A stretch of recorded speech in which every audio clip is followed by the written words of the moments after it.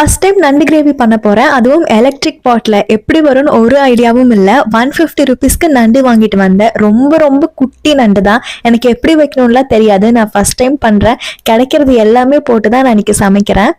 நண்டு வாங்கிட்டு வந்தக்கப்புறம் தான் தோணுச்சு, ரொம்ப குட்டி நண்டா வாங்கிட்டு வந்துட்டோமோன்னு. ஏன்னா சாப்பிடும்போது உள்ள அவ்வளோக்கா ஃப்ளஷே இல்லை. பட் இருந்தாலும் ஃபர்ஸ்ட் டைம் ட்ரை பண்றதுக்கு இது பெட்டராகவே இருந்தது. ஆல்ரெடி ஃபர்ஸ்ட் டைம் மீன் குழம்பு பண்ணேன். அது நல்லாவே சக்ஸஸ்ஃபுல்லாக வந்துச்சு. அதே மாதிரி இதுவும் வரணும்னு வேண்டிட்டே தான் பண்ணிட்டு இருக்கேன். இதில் புதினா போட தேவையே கிடையாது. புதினா வேஸ்ட் ஆயிருமேன்னு தான் போட்டேன். பட் புதினா போட்டனால நண்டோடைய டேஸ்ட்டே டிஃப்ரெண்ட்டாக இருந்துச்சு. நெக்ஸ்ட் டைம் அதை ஸ்கிப் பண்ணிடணும். நண்டோட காலில் ஷார்ப்பாக இருக்கிறனால பெரட்டி போடும் போது கொஞ்சம் கேர்ஃபுல்லாக தான் போடணும். ஏன்னா இந்த சிராமிக் பாட்டாக இருக்கிறனால சம்டைம்ஸ் ஸ்க்ராட்ச் ஆயிரும்.